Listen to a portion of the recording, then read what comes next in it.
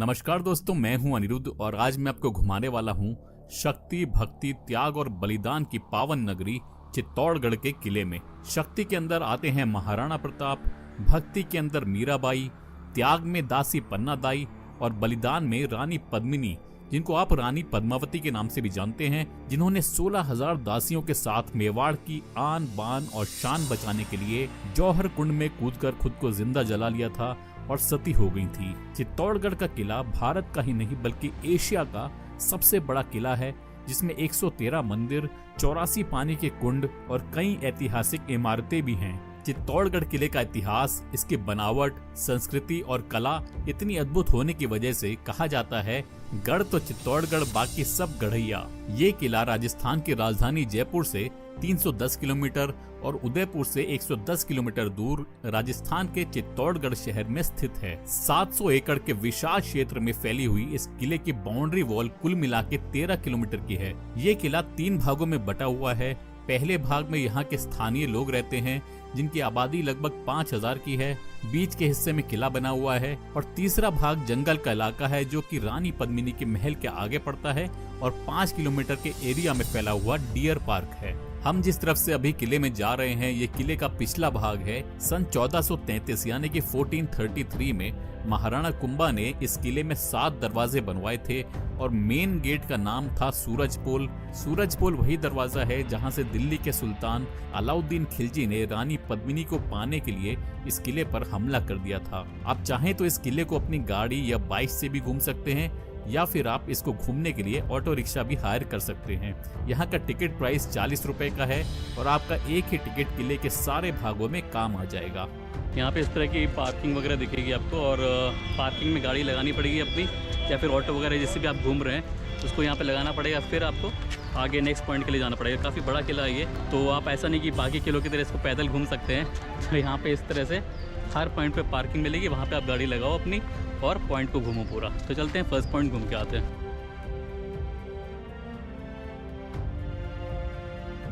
ये जो गार्डन आप देख रहे हैं, ये है रानी पद्मिनी का जौहर स्थल यानी कि जौहर कुंड है। ये पूरा उस जमाने में गहरा कुंड हुआ करता था।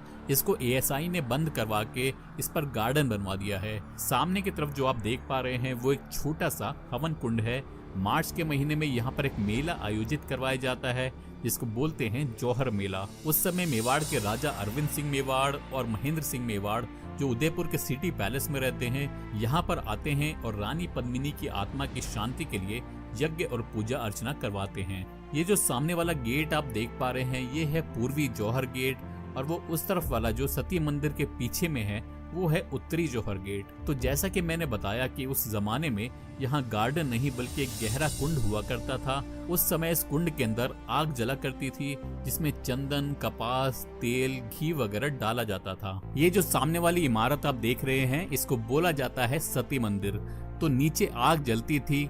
उस समय की औरतें अपने पति के मृत्यु के बाद ऊपर से छलांग मार के नीचे आग में कूदकर सती हो जाया करती थी। इसी कुंड में कूदकर रानी पद्मिनी ने मेवाड़ की आन बान और शान को बचाने के लिए 16,000 राजपूत महिलाओं के साथ अपने आप को जिंदा आग में जला डाला था और वो यहाँ पर सती हो गई थी। ये जो सामने वाली इमारत आप देख रहे हैं, ये है विजय स्तंभ यानी कि टावर ऑफ विक्ट्री। जब राणा कुंभा ने मालवा और गुजरात दोनों स्टेट्स को एक साथ हराया था, यानी कि जब उन्होंने मालवा के सुल्तान महमूद शाह खिलजी और गुजरात सल्तनत के अहमद शाह को हराया था, तब उन्होंने विजय के उपलक्ष्य में विजय स्तंभ का निर्माण करवाया था। इस टावर को बनाने में 10 साल लगे थे और ये 1448 से 1458 यानी कि 1448 से 1458 के बीच में बनकर तैयार हुआ था। उस समय में इस स्तंभ को बनाने में 90 लाख का खर्चा आया था। ये 9 मंजिल इमारत है। इस टावर की ऊंचाई 122 फीट की है और इसमें ऊपर जाने के लिए 157 यानी कि 157 सीढ़ियां दी गई हैं। अभी लगभग 2 साल से कोविड के चलते ऊपर जाने का रास्ता सरकार ने बंद किया हुआ है। इस विजय स्तंभ के बारे में एक खास बात मैं आपको बता देता हूं, जो शायद आपने कहीं नहीं सुनी होगी। तो मैं आपको बता देता हूं कि इस विजय स्तंभ के महत्व की वजह से राजस्थान पुलिस के लोगों को अगर आप ध्यान से देखेंगे, उसमें जो सिंबल लगा हुआ है वो इसी विजय स्तंभ का है। ये जो कुंड आप देख रहे हैं, इसको बोला जाता है गौमुख कुंड। ऐसे इस किले में छोटे और बड़े मिलाकर 84 यानी कि 84 तालाब बने हुए हैं। इस कुंड में रानी पद्मिनी नहाने के लिए आया करती थी। इसको गौमुख कुंड इसलिए कहते हैं क्योंकि नीचे में जो मंदिर आप देख रहे हैं वहाँ पर एक शिवलिंग है। इसी शिवलिंग के ऊपर गाय के मुंह के आकार के जैसा एक पत्थर है जहाँ से पानी इस कुंड में गिरता है। ये पानी सर्दियों में गर्म आता है और गर्मियों में ठंडा, और ऐसा बोला जाता है कि किसी को नहीं पता कि ये पानी दरअसल आता कहाँ से है। यहाँ पर रानी पद्मिनी के 2 पैलेस बने हुए हैं। एक है समर पैलेस जो कि पानी के बीच में बना हुआ है, और दूसरा है विंटर पैलेस जिसके अंदर अब हम जा रहे हैं। इस महल में आपको चारों तरफ गार्डन दिखाई देगा, तो गवर्नमेंट ने इसको बेहतर रूप देने के लिए यहाँ पर गार्डन बना दिया है। अलाउद्दीन खिलजी ने जब यहाँ पर हमला कर दिया था तब ये पूरा महल उसने खंडित करवा दिया था। अब हम उस जगह जा रहे हैं जहाँ से अलाउद्दीन खिलजी ने रानी पद्मिनी का चेहरा देखा था। ये जो कमरा आप देख रहे हैं ये वही रूम है जिसमें खिलजी को लाया गया था और रानी पद्मिनी का चेहरा उसको दिखाया गया था। ये जो पानी के बीच में आप महल देख रहे हैं ये रानी पद्मिनी का समर पैलेस हुआ करता था, जिसे जल महल भी कहा जाता है। उस जमाने में एसी, पंखे, कूलर वगैरह तो होते नहीं थे, तो जिससे कि ये महल गर्मियों के समय में ठंडा रह सके, इसी वजह से इस महल को पानी के बीच में बनाया गया था। यहाँ पर बरसात का पानी स्टॉक किया जाता था और इस पैलेस में आने के लिए नाव का इस्तेमाल किया जाता था। दिल्ली का सुल्तान अलाउद्दीन खिलजी जब रानी की खूबसूरती देखने के लिए चित्तौड़ आया, तब रावल रतन सिंह के गुरु ने इसी जगह से रानी का फेस खिलजी को दिखाया था। रानी को वहाँ समर पैलेस में पानी के पास बिठाया गया था, और पानी की परछाई जब 90 डिग्री के एंगल से शीशों में पड़ी थी तब अलाउद्दीन खिलजी ने रानी का चेहरा देखा था। यहाँ ऊपर में 4 शीशे लगे हुए थे जिनको राजपूत करनी सेना द्वारा पद्मावत मूवी के विरोध में निकाल दिया गया था। उसके बाद साल 1303 में अलाउद्दीन खिलजी ने रानी पद्मिनी को पाने के लिए इस किले पर धावा बोल दिया था, और तब रानी यहाँ से सुरंग के जरिए निकल गई थी और 16,000 दासियों के साथ जौहर कुंड में कूदकर जिंदा जलकर वो यहाँ पर सती हो गई थी। ये जो इमारत आप देख रहे हैं ये है कुंभा महल। यहाँ आंगन में बैठकर राणा कुंभा सुबह उठकर सूर्य देवता की पूजा किया करते थे। यहाँ पर जो पिलर्स आप देख रहे हैं वहाँ पर उनके घोड़े बांधे जाते थे। महाराणा कुंभा साल 1433 यानी कि 1433 से लेकर 1468 यानी कि 1468 तक मेवाड़ के राजा रहे थे। हमारे भारत देश में जितने भी राजा हुए हैं उनमें महाराणा कुंभा का बहुत ही ऊंचा स्थान है। मात्र 35 वर्ष की उम्र में राणा कुंभा ने चित्तौड़गढ़, कुंभलगढ़, अचलगढ़ समेत कुल मिलाकर 32 किलों का निर्माण करवा दिया था।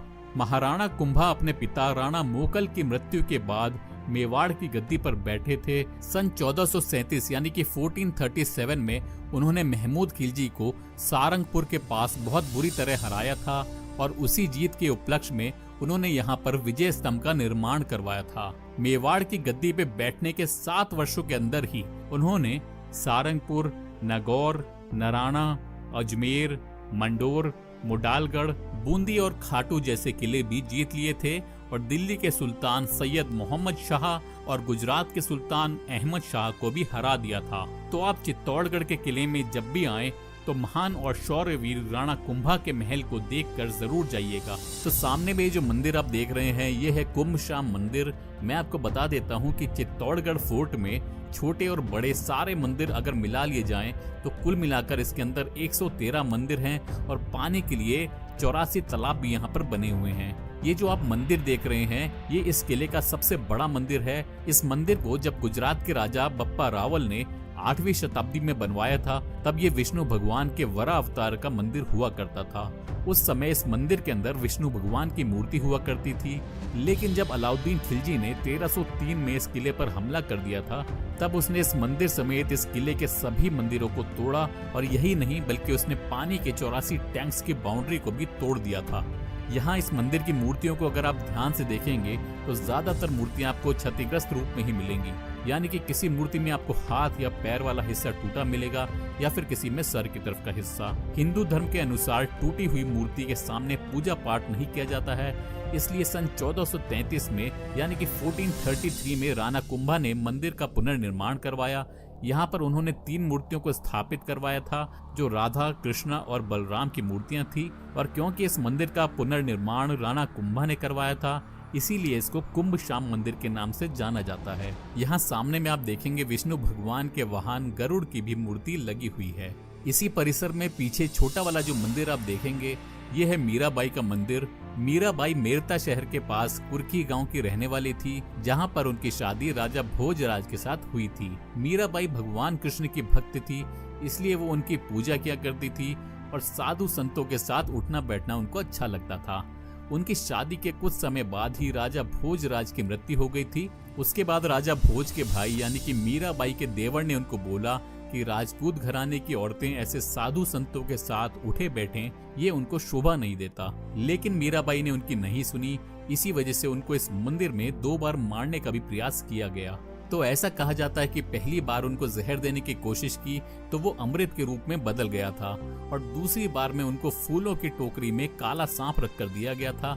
लेकिन जब उन्होंने उस सांप को गले में डाला तो वो माला बन गया। इस मंदिर के अंदर 2 मूर्तियां लगी हैं, जो कि साल 2002 में लगाई गई मार्बल की मूर्ति हैं, और कृष्ण भगवान और मीराबाई की मूर्ति यहाँ पे रखी गई हैं। जो ओरिजिनल मूर्ति थी वो कृष्ण भगवान की थी और वो मीराबाई अपने साथ लेकर चली गई थी। अभी हम इस किले के 7 गेट क्रॉस करके आए हैं। ये जो सामने में आप गेट देख रहे हैं, इसको बोलते हैं सूरज पोल दरवाजा। ये इस किले का मेन एंट्री गेट हुआ करता था। सूर्य की पहली किरण इस दरवाजे के ऊपर पड़ती थी, इसी वजह से इस दरवाजे का नाम सूरज पोल है। अगर यहाँ पर कोई भी हमला करने की या ऊपर चढ़ने की कोशिश करता था तो यहाँ ऊपर से गरम तेल और पानी डाल दिया जाता था, ताकि उसके हाथ पैर जल जाएं और वो फिसल कर नीचे गिर जाए। यहाँ छोटे छोटे जो छेद बने हुए हैं वो तीर कमान चलाने के लिए इस्तेमाल किए जाते थे। ये जो सामने में आप पहाड़ी देख रहे हैं, ये अरावली हिल्स का हिस्सा है और इसको कहा जाता है कुंभकर्ण पहाड़ी।